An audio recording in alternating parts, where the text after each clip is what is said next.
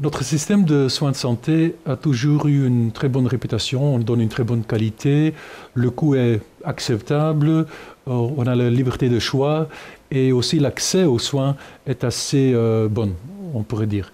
Mais quand même, on est en train de mettre en danger un peu le futur de notre système. Pourquoi? Parce qu'on voit déjà que l'accès n'est plus toujours très bon. On voit déjà des gens qui n'ont plus de soins de santé à cause du fait que c'est trop cher pour eux. On voit aussi que la qualité est très variable. On voit des gens, des médecins qui donnent de très bonnes qualités et d'autres où la qualité est questionnable.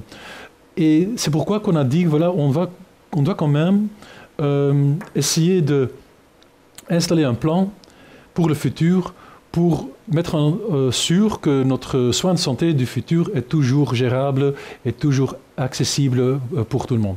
Qu'est-ce qu'on doit faire? Tout d'abord, on doit investir beaucoup plus qu'aujourd'hui en prévention.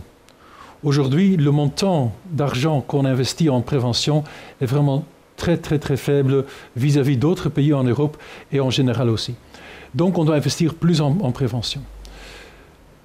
Deuxièmement, on doit accentuer l'efficience qu'on fait, de tout ce qu'on fait dans le secteur de soins de santé. Efficience, ça veut dire que chaque euro qui est investi dans le secteur de soins de santé, dans médicaments, dans technologie, dans des programmes de santé, doit être balancé avec les bénéfices.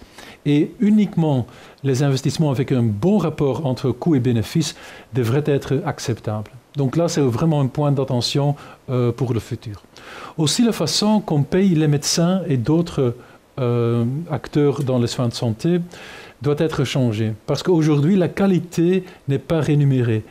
Un médecin qui donne plus de qualité, qui travaille mieux, ne va pas gagner plus. Au contraire, parfois, quand on voit par exemple des patients qui doivent revenir, etc., ça va donner même plus de revenus pour le médecin dans ce cas-là. Dans le futur, on doit justement changer ce système pour encourager une amélioration de la qualité et de l'encourager de façon financière.